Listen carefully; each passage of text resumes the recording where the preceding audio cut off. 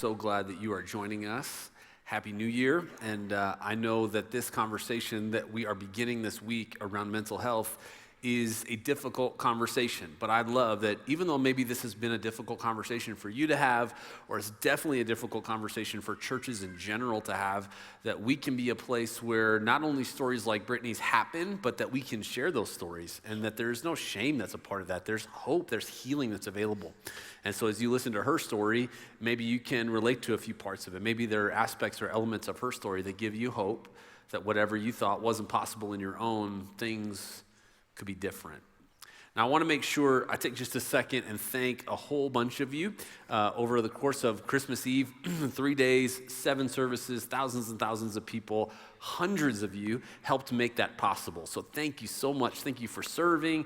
Thank you for your financial generosity to make it possible. And thank you for adjusting your preferences, adjusting services that you attended to make room. It's such an important and unique time of the year that is not possible without you. Thank you very much.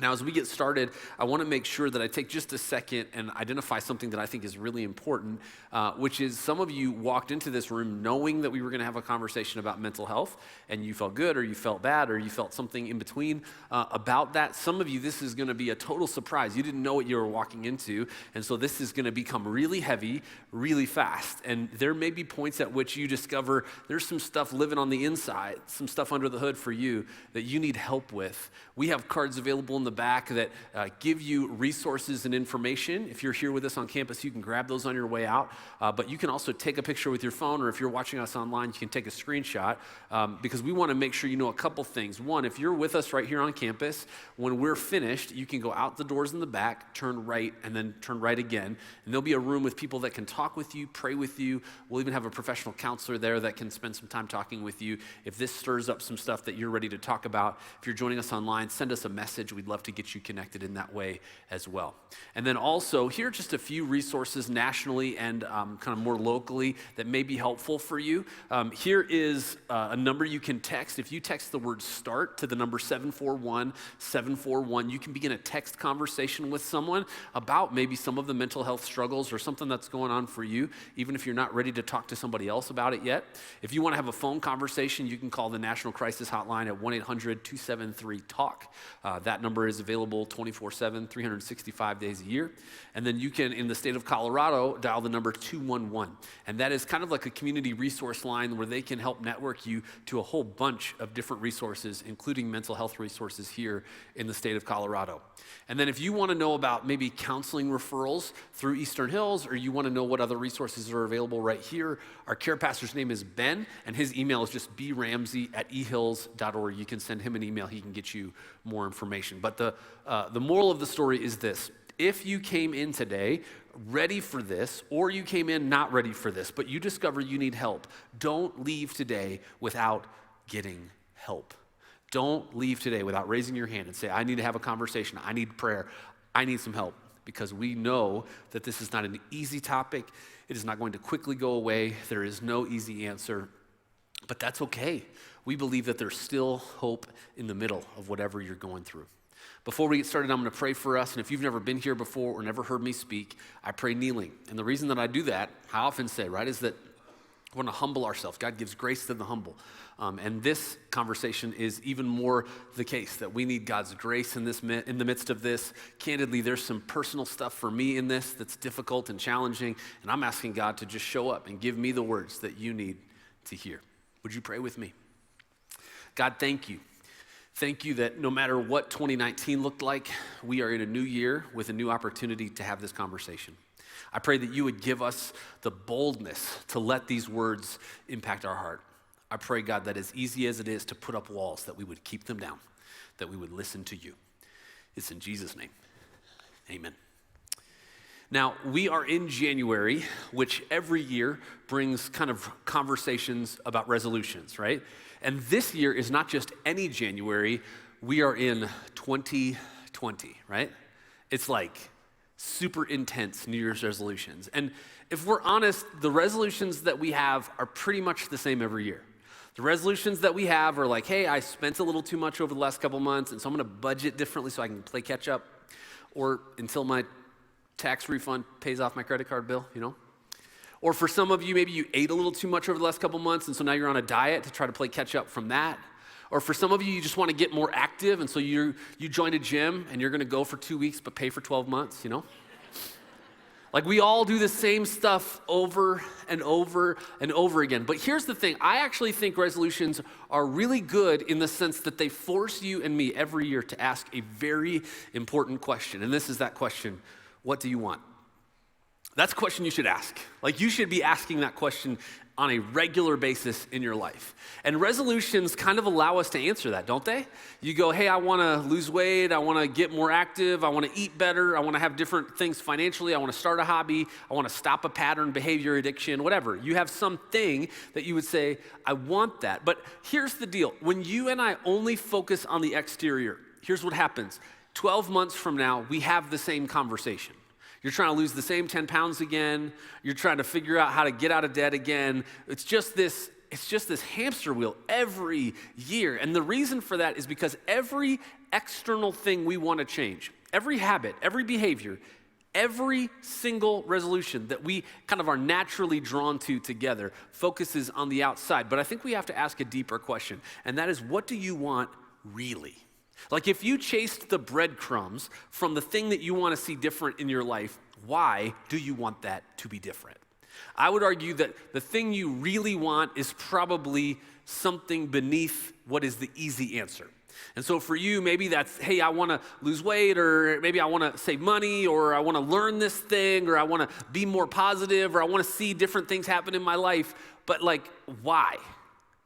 And oftentimes there's a person that you're trying to satisfy. There's an expectation that you're trying to meet.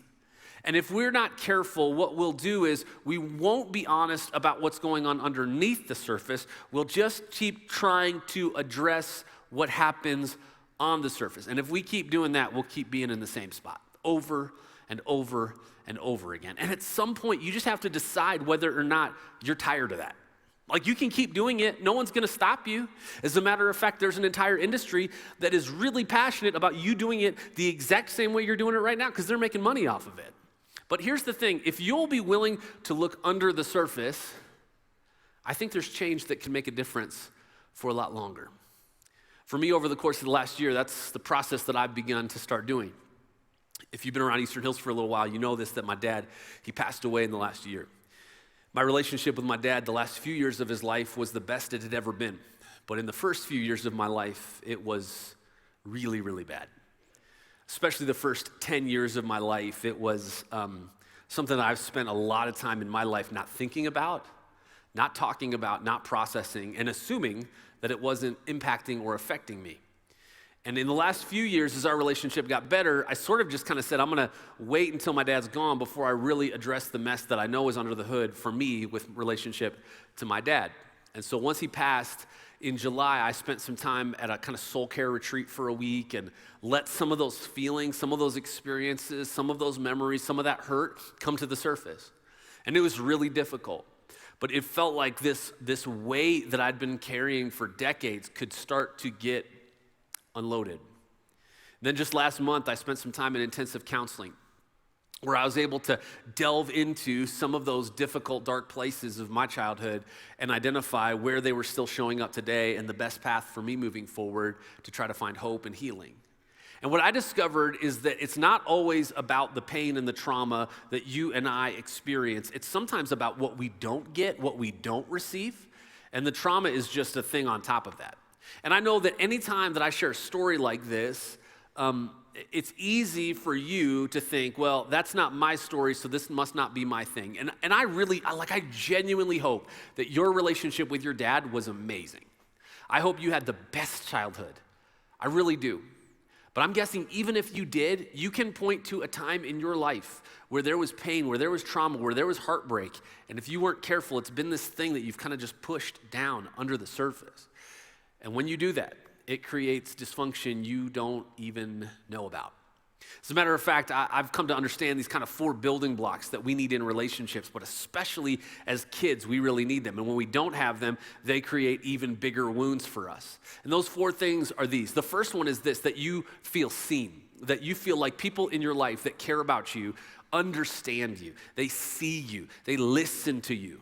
The second one is that you feel safe, that you feel protected, that you feel provided for.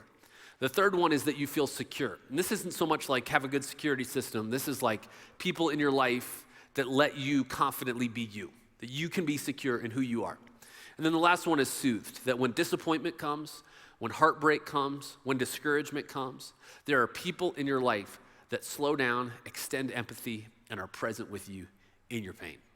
Now, I'd be willing to bet that for some of you, whether it happened for you as a child or not, there are some of you that can point to seasons in your life where that wasn't the case. Some of you where you had significant gaps. Some of you are first responders and you learn to just push those feelings down and push those feelings down.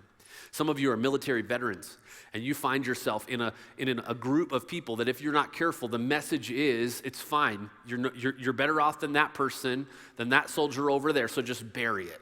Just stuff it. Those feelings don't matter. And those things aren't true. As a matter of fact, what we're going to discover is that even if you would write yourself off as this not having to deal with you, it deals with all of us. Mental health, whether you acknowledge this or not, is universal. Just like you have physical health, you have mental health. We all do. And so the choice for us is whether or not we're going to acknowledge that and do something to take care of our mental health, or we're just going to wait for it to deteriorate. Because people that have challenges with mental health are way closer than you think. As a matter of fact, I'd love to illustrate that here in the room with us. If you have, you've got a program on your way in, and if your program has a Post-it note on the front of it, if you just look at your program for me for just a minute, if your program has a Post-it note with Numb on it, if you would just do me a favor, wherever you are in the room, just stand up for me. If your program has the Post-it note Numb right on the front, just stand up for me. Now, as you look around the room and you see the number of people that are standing up, this represents the ratio of people in our world that are dealing with mental health challenges. 1 in 3 people are dealing with mental health challenges. Thanks so much. You can sit down. That doesn't mean that everybody that was standing is those people, just to clarify.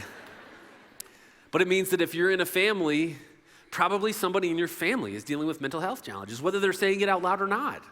It means that somebody that is next to you in the cubicle, or somebody that's with you at school, or somebody that's on your team, or somebody that's in your neighborhood, they are dealing with this stuff. And so as we have this conversation, you may feel like today is just the best day of your life, but there is somebody way closer than you think that does not share that same feeling. And so you get to decide whether or not you're going to engage or not. Nobody should opt out of this conversation. And the reason for that is maybe not as popular, but this is the reality we live in, that we're all broken, all of us. We live in a world that is not ideal. We live in a world with wars. We live in a world with violence and pain and suffering. We live in a world that's hurting. And I would imagine that it wouldn't take you too long to point to places in your life where you're disappointed, where you're hurting, whether it's your health, whether it's the circumstances of relationship, whether that's the circumstances of your job or school. There is something that you can point to. You go like, it's not all put together. It's not all the way that it's supposed to be. And we live in a world like that because we are waiting for God ultimately to bring it all back together, to put it back piece by piece. But in the meantime, we have to be willing to acknowledge that. And if we're all broken, there's this system called entropy, right? It's all continuing to break. That if we're not dealing with the brokenness inside of us and letting God deal with it, it's getting worse, not better. As a matter of fact, we all have this idea that maybe we can just coast for a while. We can just stay the same. But nothing just stays the same. You're either taking steps towards health or you're taking steps that are allowing your unhealth, your brokenness to get worse. This last year, I got a note from our homeowners association. Shockingly, it did not say, "Phil, we think you're awesome." I was hoping as I opened it. It said, "Hey, the front banister by your front door needs to be repainted." So I went out to the front and I looked at our banister, and they're right, it definitely needs to be repainted. But it needs more than to be repainted, because that banister is wood and the wood is rotting. And so I could repaint it, right? Like if I repainted that banister, it would be good, and I'd probably, like fresh coat of paint, it'd be fine. I'd probably keep HOA off my back. I mean, they'd probably find something else to ding me for, but that would be good on. And it would be good for probably about a year. But the problem is, even though I would put a fresh coat of paint on it, I would know that the wood inside of it is just rotting more and more and more, and it's getting worse. And at some point, a coat of paint isn't gonna do it anymore. I just wonder for you, if every year around this time of year, you're putting a fresh coat of paint on an inner life that's rotting. If every year you just get to the point where you kind of go, here's the new stuff that I'm going to do. I'm going to try these old things again. Maybe this year is going to be different. Maybe this year I'll have the willpower. Maybe this year I'll be able to stick with it for a while. But if you won't let yourself go under the hood, you will never address the mess that really is going to make the change. So if you can't stay the same and changing the surface isn't going to get it done, the challenge that you get for 2020 is to choose your change. And hopefully to choose your change to be something that lives under the surface of what everybody sees. That you can get off the treadmill, that you can get off the thing that's taking you nowhere. That it's not just about trying the same thing and expecting it to be different this time. It's figuring out what's underneath. And here's the problem for a lot of us, is that when we think about what we want to change, a lot of times, if we're not aware of what's going on underneath the surface for us, we are functioning from broken desires. The ideas of what we're asking for are the wrong thing, right? The problem with getting what you want is that when you want the wrong thing and you get what you want, you get the wrong thing. Some of you, you're in relationships like that right now. Some of you are at jobs like that right now. Some of you had to have desperately had to have them, had to have that job, had to have that car, had to have that accomplishment, and you got it. And then you found yourself going like, it's not everything I hoped it would be. And so we have to figure out what is happening under the surface for us. Why is that the case? And there's actually a book in the Hebrew Scriptures, what we call the Old Testament, called Proverbs, that breaks down a lot of this wisdom, helps you and me understand why this stuff happens within us. As a matter of fact, if one of the things you're hoping to do in this year is to spend time daily with God, Proverbs is a great place to start. It's so practical. And if you open your Bible in the middle and just turn one book over, you'll be in the book of Proverbs, written by a guy named Solomon, full of wisdom. There are 31 chapters in the book of Proverbs. There are 31 days in the month of January. Take the date and the chapter and grow. But in Proverbs 27, Solomon, he kind of gives us this look. He says, one who is full loathes honey, but to one who is hungry, everything bitter is sweet. Here's what Solomon's trying to get at. Solomon's trying to show you and me that when we are full, when we are satisfied, our palates, what we want changes. We can be more refined. We're not going to compromise necessarily the goal we had or the expectation we had or what we really like. But when we're hungry, when we're empty, right? When we're hangry, we find ourselves kind of going for stuff that we wouldn't normally go with. Our appetite becomes compromised. And this doesn't just happen in the way we eat. It happens in the way that we live. And these numbing choices, these addictions, these habits, these patterns that push people away oftentimes is really for us about pushing some of those feelings away. It's about not being honest because we make bitter and numbing choices to satisfy a hunger inside of us that we were never meant to satisfy anyway. But the problem is we live hungry and we live empty all the time. Have you ever seen this screen before? Is that like stressful to see it right now? Yeah. This happens, right? Maybe for you from time to time, maybe for you every day, I don't know, but your phone will tell you, hey, I've only got 20% left, and you're like, oh no. And a few years ago, the iPhone added a feature where you could enter low power mode. And if you went into low power mode, the phone would definitely last longer, like the battery life would go longer. But the way that it would do that is it would turn certain things off, right? There's some background tasks that it normally does that it's not gonna do anymore. There's some notifications and stuff that it's checking on that it's not gonna do anymore. Your screen's gonna run a little dimmer than it did before because it's trying to basically live in survival mode. What about you? Are you living in low power mode? Like right now, as you think about your life, because here's what I'll tell you. The way that you can tell is that when challenges come up in your life in real time, do you respond appropriately or do you overreact? Do you underreact? Because for a lot of us that live in low power mode, when we're being satisfied with the wrong things, what will happen is we will just simply not show up to a situation the way we know we're supposed to because some of those internal processes aren't running anymore. There's stuff inside of us that when we're healthy, when we're running at full strength, we can engage in difficult conversations, but when we're not, it's just an inconvenience. It's just an annoyance. We got to push through it. Sometimes that's the inner voice. Sometimes that's a relationship that's significant. But the problem for me, as I started to kind of think about and deal with my own trauma over the course of the last few months, has been that really I don't remember a whole lot of it. Like 10 and under, I have probably 5 vivid memories. I have flashes and other stuff that kind of comes to me, but really only about 5 vivid memories where I could place myself back into that moment. And so I think for a long time, what I did was I convinced myself, even though none of those were good things and none of the memories really like brought great feelings to me, those, like I just thought, well, I don't really have very many of those, so they must not be affecting me. And so I just kind of figured I was good. But what I've discovered is that those things continue to show up. And as a matter of fact, what I've come to understand is that even when your mind has forgotten about the pain of your past, your body never forgets. As a matter of fact, even as I was kind of beginning to do this work this year, both with counseling and even in preparing for this series, preparing to do this talk, I found myself earlier this week getting up and doing some work on it, and I found myself a couple times over the last few months where my hands just start shaking really badly.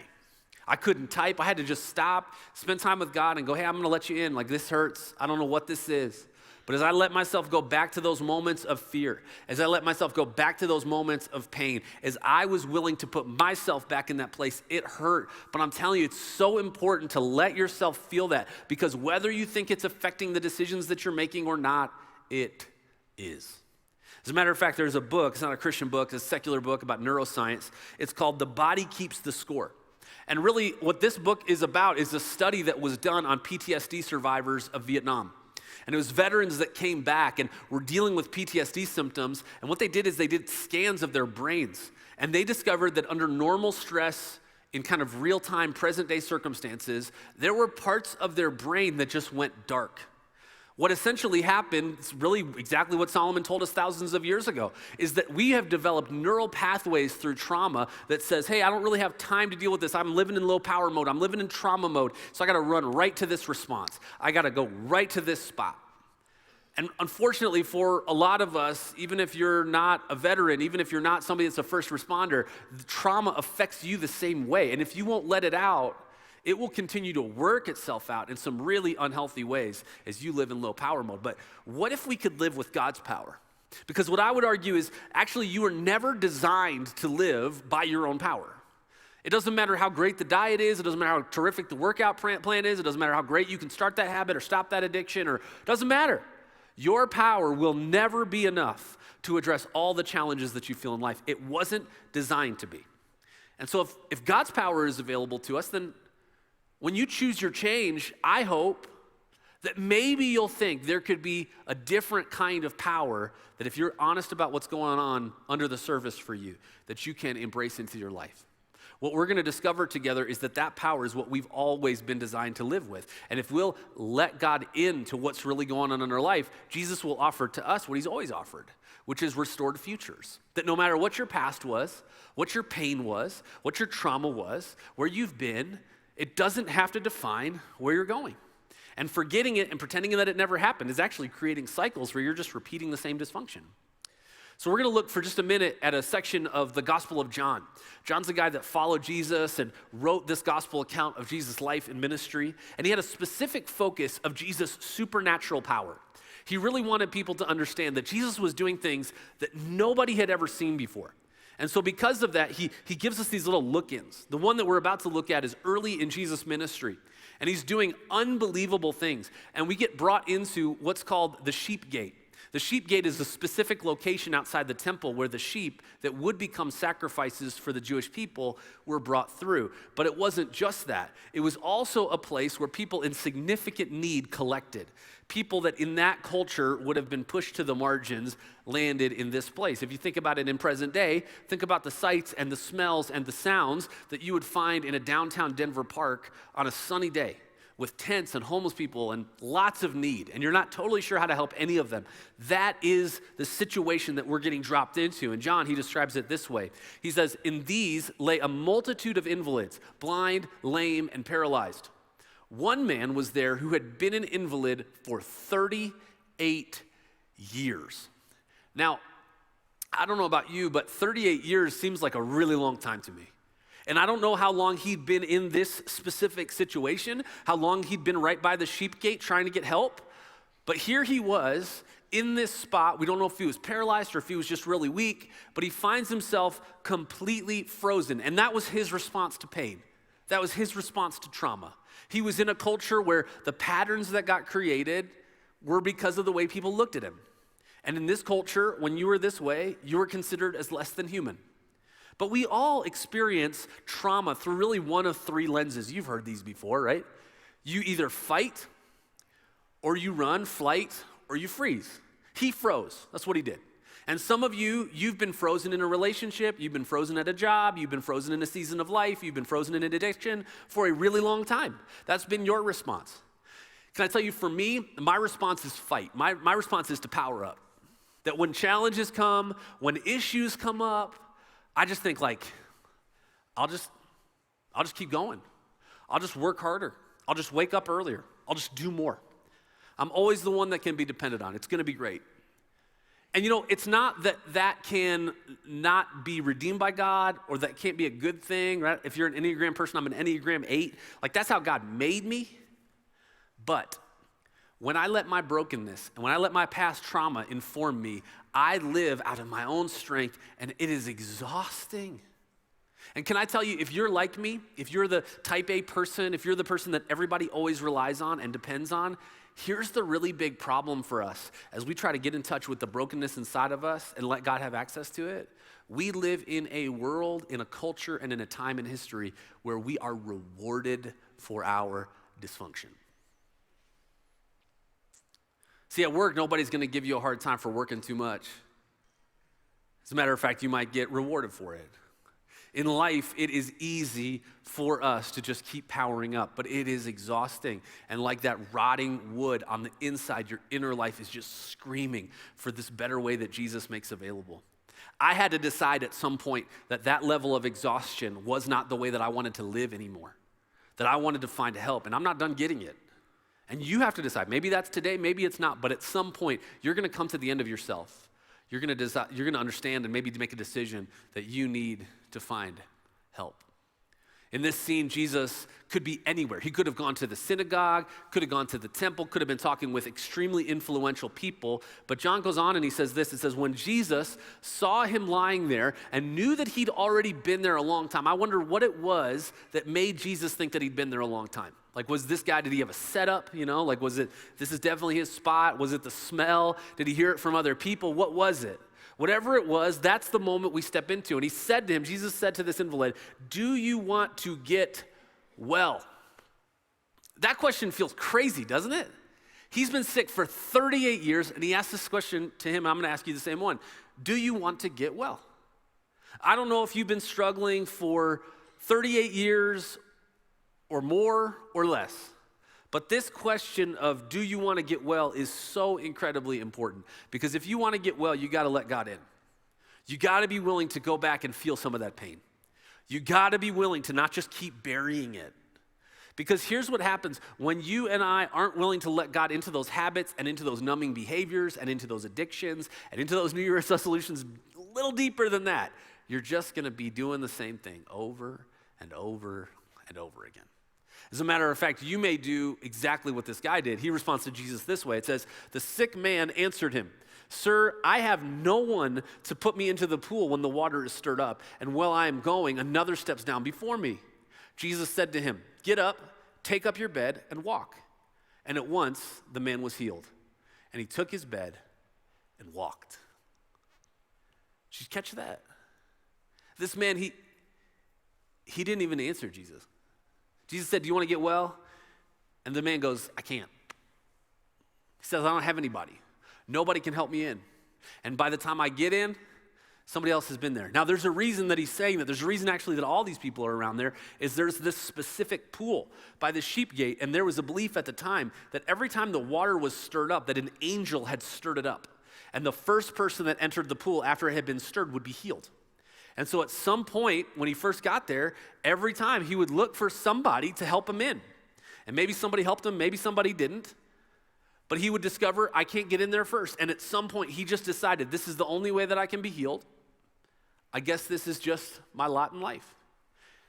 And that's what pain and trauma does to you and me. It places a lie inside of us about a past event. And that past event holds us hostage forever. As a matter of fact, I've kind of come to understand that the progression works sort of universally, whether it was your childhood or something different in your life, that this is the progression we see even in this story. And this is it, that wounds become vows, right? In this story, you have this invalid, this guy, and he has a wound, right? He doesn't have anybody, and he never gets into the water first. And so at some point, he decided, I'm not going to risk it. It was embarrassing when I didn't get in there before. I'm tired of holding out hope for something that can't happen. And so he made this vow. He said, I'm never going to feel that way. I'm never going to experience that. And that vow becomes bondage. And for him, the bondage was, I'm just like this now. This is just my lot in life. This is where I'm at. And then bondage becomes strongholds. Here he is talking to Jesus. He'd probably never seen him before, probably heard a little bit about him at this point, but he's talking to the God of the universe, and he doesn't recognize it. And when the God of the universe, who created everything, including him, offers to heal him, he goes, well, I can't get into the pool.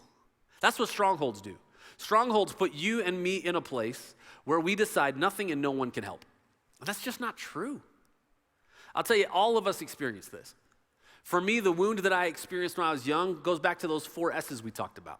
Seen, safe, secure, and soothed.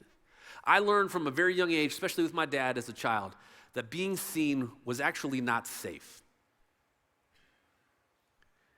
And when I think back to my childhood, I can remember vividly hiding in closets, hoping that my dad wouldn't find me. And then when my dad did find me, if he was mad, he'd begin to yell at me. I don't really have any memories of my dad calling me anything else as a child but boy. And when he got done yelling at me, if that wasn't enough, he'd throw me on the ground. And if that wasn't enough, he'd hit me. I learned very young that to be seen was dangerous. And so I became very small. Became very private. And I made a vow. The vow that I made was that I was never going to feel that way. I was never going to give people that kind of control in my life that could make me feel that way. And you know what I discovered? This other thing as I got a little bit older, that the way that I could be seen and it was safe is if when I was seen performing. I was seen doing something that was good or had value. And so all of a sudden, I just performed. I was always the dependable one. I was always the one that showed up. I could be depended on, but I would depend on no one because I didn't want to put myself in a place where I could be disappointed like that again. I could give amazing gifts to other people, but nobody could give amazing gifts to me because I never let anybody in close enough to know what an amazing gift would be.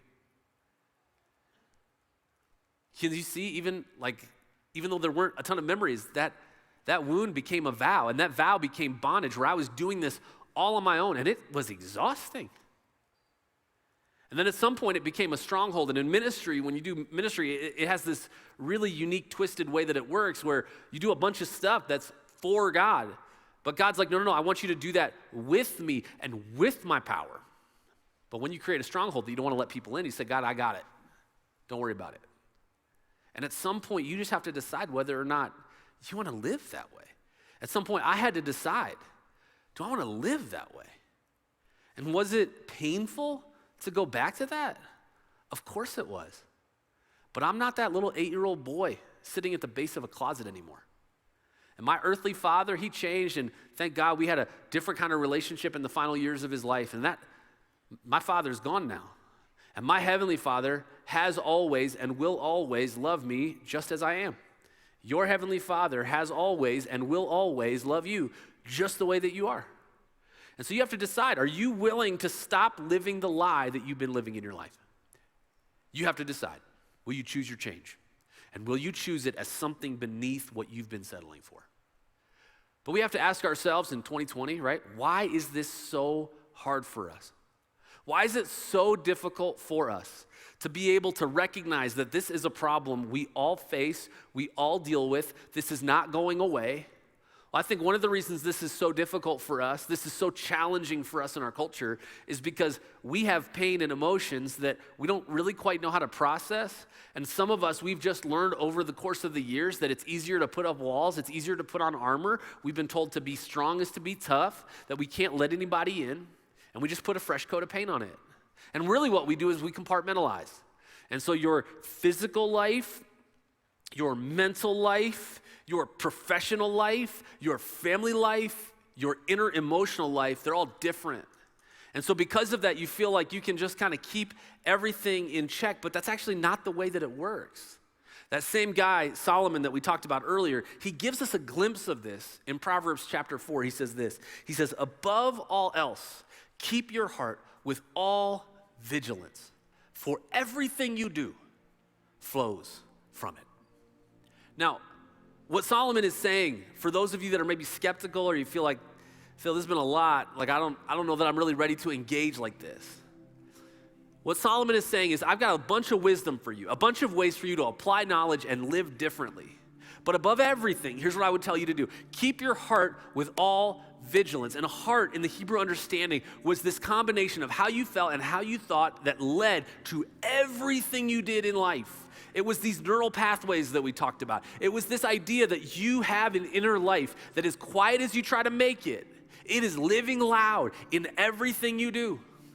And all of your New Year's resolutions and all of your addictions and all of your numbing behaviors, they just have breadcrumbs that lead to what's happening under the surface of your life. And you have to decide if you're willing to let God in, if you're willing to be honest about what that is. And I know that for some of you, it's really hard to even know what to describe, right? But I would just encourage you, if you're looking for words, if you're looking to describe what's happening, go back to those people. Go back to those relationships. Go back to those moments, those circumstances, those points in your past that you have pushed down further and further and further and feel what they feel like. Because those feelings, they're seeping out like poison in your soul. They have much less power when you bring them out, when you shine them in the light. So in just a moment, we're gonna sing a song together. And when we do, all weekend, we've had folks that come to these mirrors and take these markers, and you look in the mirror, and you see a son of the God of the universe. You see a daughter of the God of the universe that he loves unconditionally. And that as you write whatever it is that's going on inside of you on those mirrors, know that whatever it is, God's big enough to handle it, and he loves you unconditionally. The question, Eastern Hills, is how's your heart? This question is the question that starts everything else. You want to let God in 2020? It's going to hurt a little, but it will help a whole lot more. There is something so important, something so powerful, if you will let him in. Let me pray for you. God, I pray that you would be in this room, that you would give us the courage, that you would give us the boldness to be honest. God, fathers that have hurt us, families that were traumatic, moments in our past, guilt, shame, sadness, depression. God, would you bring those things to the surface in a way that when we write them on these mirrors, we would see your love for us through those circumstances. That God, would you just right now break strongholds? Would you end bondage? Would you help us, God, to see the lie in the vows that we've created? Would you take us back to those wounds, God, and would you heal them? That we could be the sons and the daughters, the mothers and the fathers, the team members, the bosses, the students that you've really called us and created us to be. Remind us of what you can do through us. In Jesus' name, amen. Would you stand and sing with us? And when you're ready, come.